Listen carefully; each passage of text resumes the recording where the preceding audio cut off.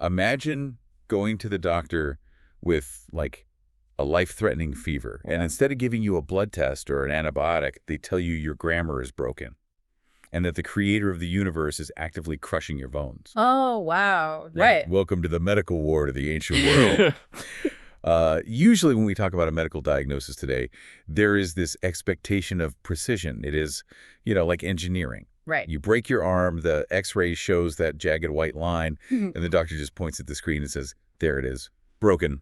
It's very binary. Broken or not broken. It's clean, objective, and, comforting in a way. We like things to be visible, to be categorized, to have a very specific name and a specific treatment plan. Yeah, but then you step into the world of ancient texts, into the spiritual psychology of human suffering, and suddenly that x-ray machine is pretty much useless. Totally useless. We are looking at a diagnostic landscape that is entirely foreign to the modern mind. So, welcome to Reform Thinking. We're thrilled you are taking time out of your day to join us. We know your time is valuable, and if you are listening right now, you are looking for a concentrated dose of knowledge. Absolutely. You want to bypass the endless information overload out there and get straight to the facts, to the core of the text. Today, we have a very specific mission. We are taking a close look at a fascinating set of source materials, specifically the translation notes from the Net Bible First Edition, covering Psalm 6 and the very beginning of Psalm 7. Yeah, and our goal today is to look past those smooth, polished English translations we are so used to reading. Right. We are going to uncover the raw grammar, the intense emotion, the physical agony, and the really intense theological negotiation happening in the original Hebrew syntax. These linguists who worked on this text, they pull back the curtain on a worldview that clashes violently with our own. Okay, let's unpack this. We are starting with the first 3 verses of Psalm 6. Looking at the raw syntax, the very first note drops a massive theological anchor right from the jump. Yeah, it really does. It says the implication here is that the psalmist has sinned, and God responds by bringing a life-threatening illness upon him as discipline.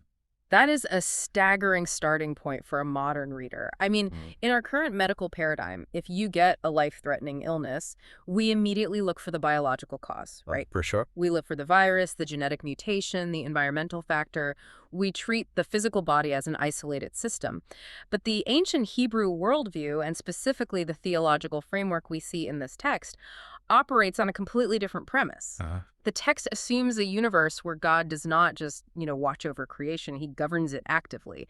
Every microscopic detail of the universe, including human biology, falls under his sovereign jurisdiction. So when the psalmist falls deathly ill, he doesn't just ask, what did I catch? He asks, what did I do? Precisely. There is a direct cause and effect link established in his mind between his moral failure and his physical breakdown. He understands his illness not as random chance, but as the active, intentional discipline of God. When his covenant people stray, he uses the physical world, even sickness, to correct them. It is a terrifying level of accountability. It really is. And here is where it gets highly interesting, though. The notes draw our attention to verses 2 and 3, where the psalmist pleads for favor and uses a very specific Hebrew verb. I think it's pronounced bahal. Yes, bahal. The translators render this as terrified or trembling with fear. And there is a debate happening in the margins about the word bones here. The text literally says his bones are terrified. Right. The notes point out that bones could be viewed as the seat of the psalmist's emotions, a poetic way of saying he's shaken to his core. Yeah. But they also suggest it could be literal. It might describe a physical ailment, like a violent fever. And the physical manifestation of a spiritual reality is the key concept here. The word bahal bridges the gap between the internal and the external. Okay. The source material points us to a cross-reference in Ezekiel 7.27, which is highly illuminating. In that passage, the verb describes how the hands of the people will shake with fear when they experience the horrors of divine judgment. Oh, wow. Yeah, the realization of provoking the absolute holiness of God, combined with the physical sickness God sent, causes his very skeletal structure to shake. I am picturing an analogy here. Have you ever had a fever so severe that your teeth are chattering, your whole body is convulsing, and no amount of blankets can stop the shivering? Yes. It's awful. Now, mix that intense, uncontrollable physical shaking with the sheer panic of an anxiety attack. The kind where your chest tightens and you feel impending doom. Right. Add to that panic attack the knowledge, beyond a shadow of a doubt, that the creator of the universe is the one inducing it. That seems to be the state of the psalmist. His body and his soul are simultaneously collapsing under the weight of God's corrective hand. The discipline is total. It affects the whole person, leaving no compartment of his life untouched. And this total collapse is brilliantly reflected in the grammatical structure of the text itself. Yeah. The translation notes for verse 3 highlight the use of the Hebrew word nephesh, which translates to my being or my soul, functioning almost like a pronoun. But the most striking detail is in note 5. Oh, I love this part. Right. The linguists point out the broken syntax of the suffering psalmist. He cries out, "And you, Lord, how long?" That broken syntax is fascinating to me. If poetry is supposed to be structured, rhythmic, and orderly, what does it say about the author's state of mind that the grammar itself breaks down into fragmented questions? Yeah, it just falls apart. And you, Lord, how long? It is an incomplete thought. It trails off into nothing. It tells us that polished theology eventually gives way to raw desperation when the discipline is heavy enough. When a person is experiencing the kind of terror described by the word bahal, they lose the ability to construct elegant sentences. The psalmist starts to address God, but the pain and the fear interrupt his train of thought. He can't even finish the sentence before the agony forces him to just ask about the duration. How long? It is the cry of a man who knows he deserves the discipline, but feels his frame cannot endure it for another second. He is completely stripped of his dignity. Yes. He has no elaborate defenses left, no excuses for his sin, not even a complete sentence to offer the judge of the universe. He is just a trembling pile of bones asking for the clock to stop. And the purpose of this severe, bone-shaking discipline is not destruction, but correction. God is bringing the psalmist to the absolute end of himself. The broken syntax proves the discipline is working. The illusion of self-sufficiency has been shattered. Yeah. When a person's physical body and their very grammatical structure break down, they're forced to find another foundation to stand on. They cannot rely on their health, and they cannot rely on their own eloquence. But when his grammar fails, what does he actually do? Because he shifts from crying about his shaking bones to executing a highly calculated theological argument. He really does. Let's look at Psalm 6, verses 4 and 5. In these notes, we see the logic of survival and bargaining from the edge of Sheol. The shift here is quite remarkable. In notes 6 and 7, we see the return of the word nephesh, his being or his life. But instead of just describing his terror, he now appeals to God's faithfulness. Right. The notes are very clear on this. Despite experiencing divine discipline for his sin, the psalmist relies on a past pledge God made to him. He appeals to God's steadfast love. So what does this all mean for his strategy? He knows he is guilty. He knows the illness is a just discipline, so he cannot appeal to his own innocence. No. Instead, he points to God's character. He essentially says, "Deliver me, not because I am good, but because you are faithful. You made a covenant with me." This is a cornerstone of the ancient Hebrew understanding of their relationship with God. It is based on covenant, and a covenant is a legally binding relational agreement. The psalmist is invoking the terms of that agreement. He is saying that God's own character is on the line. If God allows his covenant servant to be completely destroyed, what does that say about God's steadfast love? But then he takes this argument a step further, and honestly, it borders on audacity. It does. Notes 8 and 9 focus on the concept of Sheol and the word zeker, which the translators render as remembrance.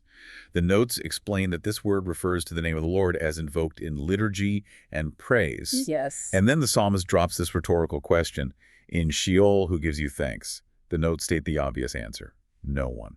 We need to unpack the ancient view of Sheol here. Sheol is the realm of the dead. According to the Old Testament mindset detailed in these notes, those who descend into Sheol are cut off from God's mighty deeds. Right. More specifically, they are cut off from the worshiping covenant community that experiences divine intervention. The notes explicitly say, dead men do not praise God. The psalmist is reminding God that he will receive no praise or glory if he allows the psalmist to die. And the underlying theological logic is striking. The psalmist assumes that God desires the praise of his people. Yeah. God's glory is manifested in the visible, living, worshiping community. The psalmist is pointing out a mutual benefit in the covenant. By saving the psalmist, God preserves a worshiper, God gets the glory, and the psalmist gets his life.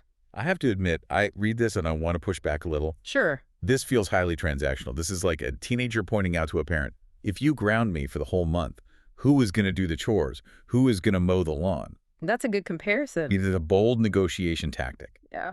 How does this fit into a view of a God who is supposedly entirely self-sufficient? If God needs nothing, why would a mortal man think he can bargain with him using praise as currency?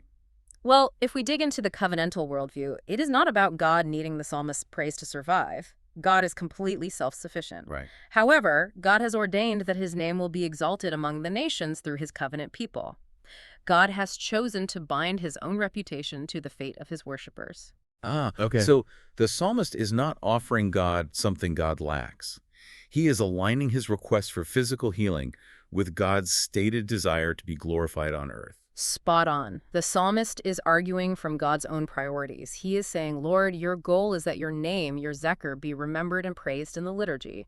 If I go to Sheol, I am silent. You lose a voice in the choir. Wow.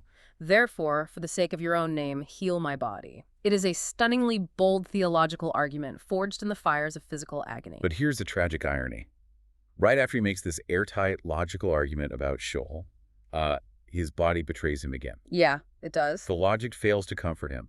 The Hebrew text suddenly pivots from this high-minded theology into what might be the most grotesque, exaggerated description of crying in ancient literature. It's very graphic. The transition in the text is jarring. The psalmist goes from making a sharp theological point about Sheol to describing his bed floating in tears. Notes 10 and 11 highlight the vivid, exaggerated poetry used here. The literal Hebrew says, I caused to swim through all the night my bed, and with my tears my bed I flood or melt. Literal language is insufficient to convey the depth of human despair. When the discipline of God is heavy and the body is failing, polite descriptions fail. Right. The text uses hyperbole to communicate the sheer volume of his grief. His weeping is not a quiet sobbing, it is a catastrophic flood. The nights, which are supposed to bring rest, become an ocean of misery. The physicality of grief is something these ancient texts capture so well. Notes 12, 13, and 14 draw our attention to a very strange anatomical detail. Yes, the eye. The literal Hebrew uses the singular eye, even though it is translated as plural eyes in English. The text describes this singular eye as growing older, becoming swollen. This specific detail grounds the hyperbole in harsh physical reality. We have all seen someone who has been crying for hours. Their eyes become red, puffy, swollen, and their vision blurs. They look aged. Yeah, absolutely. The text hones in on this singular, swollen eye. It is a portrait of complete exhaustion. The psalmist has cried until his physical vision is literally impaired. It is a pathetic state, and right at this moment of maximum vulnerability, when his bones are shaking, his grammar is broken, his bed is swimming in tears, and his eye is swollen shut, the enemies arrive. Of course they do. Note 15 points out that in this weakened physical and emotional state, the psalmist becomes entirely vulnerable to the taunts and threats of his enemies. Sickness was not just a private medical issue. It was a public theological statement. Because illness was often viewed as discipline, getting sick made you a social outcast. Right. Your enemies would see your suffering and interpret it as God abandoning you. Your weakness becomes an invitation for their malice. This timing seems incredibly cruel. Why introduce enemies right when he is at rock bottom physically? Is this like a wounded animal on the savannah suddenly realizing the vultures are circling? That's pretty much it. The animal is already bleeding out from a predator's attack, and now the scavengers arrive to pick at the bones. The psalmist is already dealing with the heavy hand of God's discipline. He is already terrified of dying and going to Sheol. And now the vultures are circling. Yeah. These workers of wickedness, as they are called, see his swollen eye and his shaking frame, and they sense blood in the water. They are mocking his faith, taunting his weakness, and likely plotting his demise. It is the ultimate isolation. He is alienated from God by his sin, alienated from his own body by the illness, and now alienated from society by these enemies. He is cornered. He is completely cornered. But what happens next is one of the most remarkable features of the Psalms. Just as the vultures are closing in, the text executes one of the most abrupt and shocking mood shifts in all of ancient literature. The entire landscape of the poem turns on a dime. The source material outlines a massive shift here. Notes 16, 17, and 18 address this sudden change. The psalmist suddenly addresses these workers of wickedness directly, and the reason for his sudden burst of confidence is that the Lord heard his prayer. We have to pay very close attention to the grammar here because the grammar dictates the reality of the situation. Okay. Note 18 explains that the prefixed verbal form used here acts as a preterite. What that means is that the psalmist views God's positive response as a completed past action. let me make sure I am grasping this. Yeah. He is still physically sick. The enemies are still standing right there in his room, taunting him. Right. Nothing in his external circumstances has actually changed yet. But in his mind, because God has spoken or given assurance, the deliverance is already a historical fact. Yes. It is like being stranded on a desert island, starving, and suddenly seeing a rescue helicopter on the horizon. You are still on the island. You are still starving. Yeah. But the moment you see that helicopter, the rescue is a completed fact in your mind. The assurance is total. He moves from pleading for mercy to declaring a completed victory based entirely on an internal spiritual assurance that God has heard him. The preterite tense is the grammar of absolute faith. God has responded favorably, the negotiation worked, the discipline is ending. So if the discipline is ending, what happens to the enemies who were just mocking him? Note 19 says the text shifts to 4 prefix verbal forms understood as jussives. Wait, hold on. I'm imagining a lot of listeners just glazed over. What is a jussive verb in Hebrew? So adjussive is not a mere suggestion or a mild request. It is a grammatical command or a strong wish. Think of it essentially as the language of casting a spell or a curse. Oh, wow. Yeah. When the psalmist uses adjussive here, he is invoking the highest authority in the universe to execute a specific, forceful action against his enemies. The notes identify this as an imprecation, calling down judgment on those enemies. And the specifics of this imprecation are wild. Note 20 brings back our favorite Hebrew word from verse 3, bahal, the terrified, shaking bones. Yes. The psalmist turns the tables. He asks the Lord to make his enemies feel the exact same absolute terror he just experienced. He wants the bahal transferred from his own bones into the bones of his enemies. He wants them to know the visceral, paralyzing dread of facing the judgment of a holy God. This reads like a courtroom drama where the defense attorney finds the smoking gun mid-trial. It really does. The defendant has been sweating, shaking, terrified he's going to the electric chair. Then the evidence is produced. Instantly, the terror leaves the defendant and transfers entirely onto the prosecution. The tables are completely turned. Exact. But I have to ask, how does a modern listener reconcile this? We just spent 20 minutes talking about how the psalmist humbly admitted his sin and begged for mercy. Now he is wishing bone-shaking terror on his enemies. How do we reconcile this desire for vengeance with a posture of humility? It is a tension that requires a robust understanding of divine justice. God is not only a God of steadfast love, he is a God of perfect, unyielding justice. The psalmist knows he deserved his discipline. But these enemies, these workers of wickedness, they are opposing God's covenant servant out of pure malice. They are mocking the very God the psalmist serves. So the psalmist's prayer is not just petty personal revenge. Yeah. It is in alignment with God's own holiness. He is not saying, I hate these guys, go beat them up. He's saying, Lord, vindicate your own righteous cause. These people are rejoicing in the suffering of your servant. Show them the reality of your holy terror, just as you showed it to me. Right. He is asking God to be consistent in his judgment. If God disciplines his own children so severely, what should the wicked expect?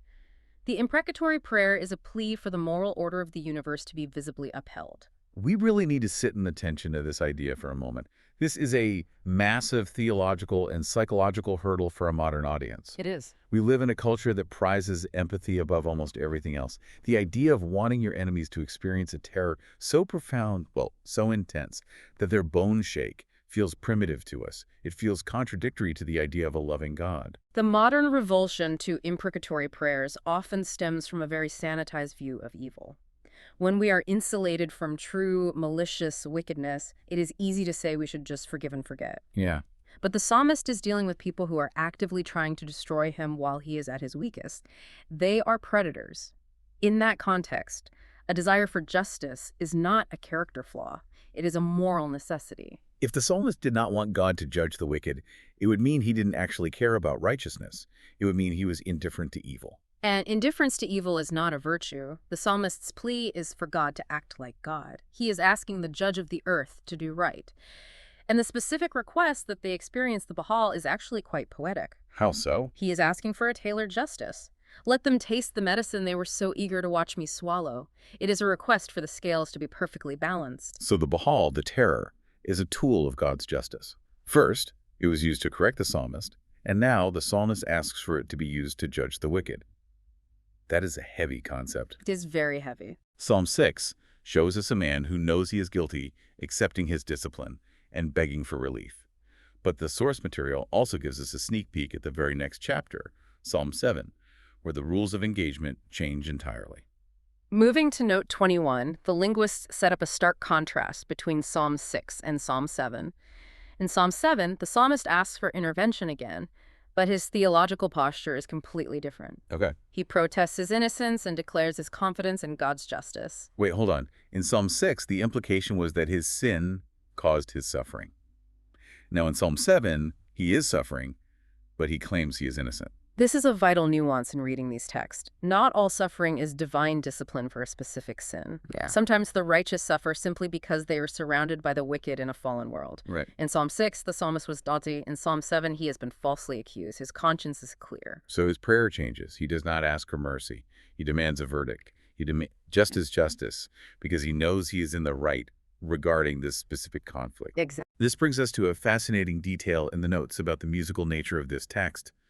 Note 22 analyzes the mysterious Hebrew term Sheol, which the notes translate as a musical composition. The linguistic background of this word is quite debated among scholars. The notes point out that it might derive from the verbal root shaga, which means to swerve or to reel. Swerve or reel? Yeah. Some speculate that a shigayon is a wild, passionate song with rapid changes of rhythm. It is not a steady, predictable hymn. The notes mention this is highly speculative, and the only other usage is in Habakkuk 3.1. But let's follow that speculation for a moment, a song that swerves and reels. Yeah. Could the musical instruction of Shiggaion, this wild, unpredictable rhythm, actually be the perfect soundtrack for the chaotic emotional swings we just witnessed in Psalm 6 and the transition into Psalm 7? I think so. The spiritual life documented in these texts is not a flat line. It is not a smooth, steady progression of uninterrupted peace. It swerves, it reels. Well, yeah. You go from the terror of discipline to the logical bargaining at the edge of the grave, to the weeping, to the sudden confidence of deliverance, to the imprecation against enemies. The music matches the theology. The rhythm of the song mimics the erratic pulse of a man fighting for his life and his soul. Notes 23 and 24 provide the historical anchor for this swerving song. It is written on account of Cush, one of David's enemies. This grounds the poetry in real-world conflict. Yes, it does. David is not just writing abstract theology. He's reacting to a literal person trying to destroy him. We started with the physical reality of a fever and shaking bones. We end with the historical reality of a specific enemy named Cush. The theology of these texts is entirely earthbound. It is forged in sickness, in conflict, and in the wild, swerving rhythms of human experience. Let's summarize the progression we have tracked through this source material. We started with a man experiencing a life-threatening illness, recognizing it as divine discipline. His bones are terrified with Baal, and his syntax breaks down into fragments. Then we saw him find his footing through a logical, albeit transactional-sounding, negotiation from the edge of Sheol, reminding God of his covenant pledge. From there, the text plunged back into hyperbole, a bed swimming in a flood of tears, a single eye swollen shut with grief. And just as the social vultures began to circle his weakened body, the grammar abruptly shifted. The preterite tense.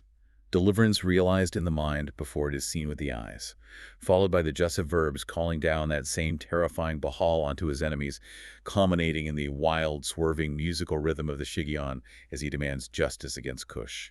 Taking a step back, what these translation notes reveal is that the ancient faith was incredibly robust. It was not polite, it was not detached, it was a messy, bodily, fiercely negotiated relationship with a sovereign God. And that is the major takeaway for you listening today. Examining the raw mechanics of translation proves that the people who wrote these texts were not floating on spiritual clouds. No, not at all. They were sweating, shaking, crying, and arguing.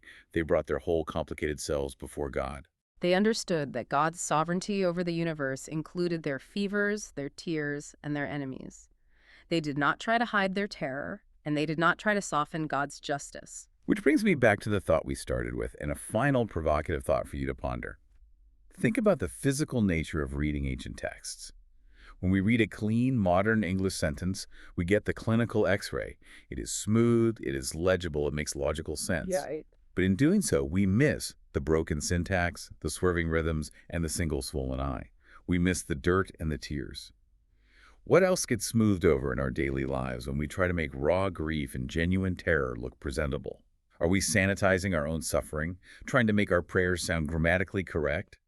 when God might actually be looking for the broken, trembling cry of how long?